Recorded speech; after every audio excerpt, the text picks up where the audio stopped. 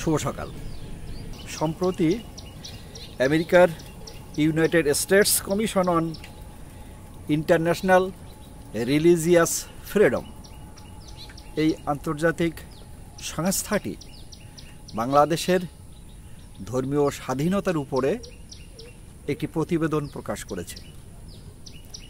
এই প্রতিবেদনে বাংলাদেশের হিন্দু, আদিবাসী, আহমদিয়া এবং সুফি সম্প্রদায় যে ধর্মীয় স্বাধীনতা ভোগ করতে পারছে না যথাযথভাবে, অথবা তাদের স্বাধীনতার উপরে কোনো না কোনোভাবে হস্তক্ষেপ করা হচ্ছে, হামলা করা হচ্ছে, এই বিষয়ে উদ্বেগ প্রকাশ করা হয়েছে। বাংলাদেশের সংসদে দেশের প্রতিটি জাতিগোষ্ঠীর ধর্মীয় স্বাধীনতার কথা সুস্পষ্টভাবে উল্লেখ থাকলেও ধর্মীয় অবমাননা আইন এবং 13 সালের সাইবার নিরাপত্তা আইনে ধর্মীয় অবমাননার অভিযোগে যে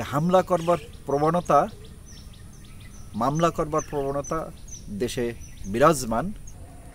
বাংলাদেশে গত 1 বছরে হিন্দু সম্প্রদায়, আদিবাসী, আহমদিয়া এবং সুফি সম্প্রদায়ের উপরে সুপরিকল্পিতভাবে, সুসংগঠিতভাবে যে হামলার ঘটনা ঘটেছে এবং সরকার এবং পুলিশ অধিকাংশ ক্ষেত্রে এই হামলার যথাযথ তদন্ত এবং আইনি ব্যবস্থা নিতে ব্যর্থ হয়েছে, এবং কারণ হিসাবে অধিকাংশ ক্ষেত্রে উল্লেখ করা হয়েছে এই ঘটনাগুলি রাজনৈতিক, এবং কোনো ক্ষেত্রে এই অভিযোগগুলো যথাযথভাবে আমলে না নেয়া এবং বিচারহীনতার কারণে একের পর এক একই ঘটনা পুনরাবৃত্তি ঘটছে। আমি এই প্রসঙ্গে একটা পরিসংখ্যান আপনাদের কাছে দিতে চাই। গত 1 বছর বাংলাদেশে হিন্দু সম্প্রদায়ের বিরুদ্ধে ধর্মীয় অনুভূতিতে আঘাতের অভিযোগে সংগঠিত হামলার একটি সংক্ষিপ্ত এবং সময়ভিত্তিক বিবরণ এখানে দেওয়া যাচ্ছে, যেটা 4 আগস্ট 2024 থেকে 30 জুন 2025 পর্যন্ত আমরা এই পরিসংখ্যানটির কথা বলতে পারি। এখানে বাংলাদেশের যে হিন্দু, বৌদ্ধ, খ্রিস্টান ঐক্য পরিষদ, তারা দাবি করছেন গত 4 আগস্ট থেকে গত 30 জুন পর্যন্ত বাংলাদেশে সংঘবদ্ধ আক্রমণের ঘটনা ঘটেছে 2442টি। এর মধ্যে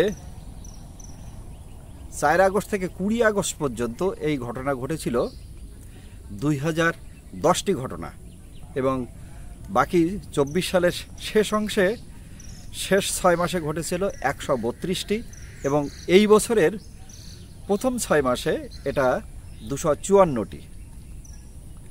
পুলিশের তথ্য অনুযায়ী এই হামলার ঘটনা 1457টি, যার মধ্যে পুলিশ বলছে 1234টি হামলার ঘটনা ঘটেছে রাজনৈতিক কারণে। এই হামলাগুলোর মধ্যে আমরা যদি একটু পরিসংখ্যান নিই, সেখানে 152টি মন্দির ভাঙচুর করা হয়েছে, 157টি পরিবারের উপরে হামলা হয়েছে, বাড়িঘর পুড়িয়ে দেওয়া হয়েছে, এবং তাদের ব্যবসা প্রতিষ্ঠান জবরদখল করা হয়েছে। সঙ্গীত শিক্ষক রাহুল আনন্দ, জলের গানের যিনি প্রতিষ্ঠাতা, 32 নম্বরের পাশেই তার বাড়ি ছিল। এই বাড়িটি সংঘবদ্ধ হামলার কারণে ভাঙচুর করা হয়, আগুন ধরিয়ে পুড়িয়ে দেওয়া হয় এবং মারধরও করা হয়। ফলে এই রাহুল আনন্দ শেষ পর্যন্ত দেশ থেকে পালিয়ে যেতে বাধ্য হয়েছে। যশোরের অভয়নগরের ঘটনা আপনারা জানেন। এভাবে একের পর এক সারা দেশের যেসব ঘটনাগুলো মেইন স্ট্রিমে অনেক ক্ষেত্রে আসেনি, আসলেও খণ্ডিত আকারে এসেছে, এরকম অনেক ঘটনা আপনাদের আমরা জানাতে পারি।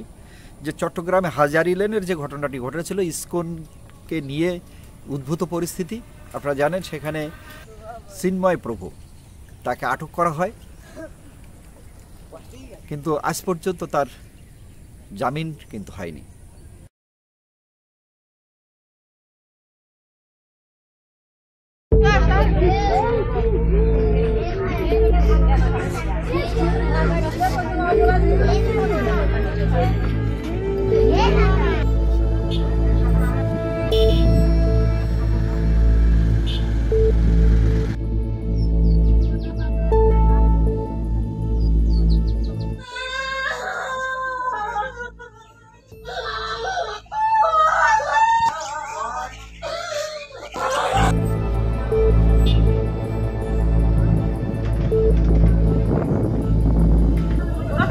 জীবনের ভয় আমরা পলে গেছে সলপল নিয়ে ঘরের জিনিস আসছিল নিয়ে গেছে কিছুই আচ্ছা টাকা পয়সা আসছিল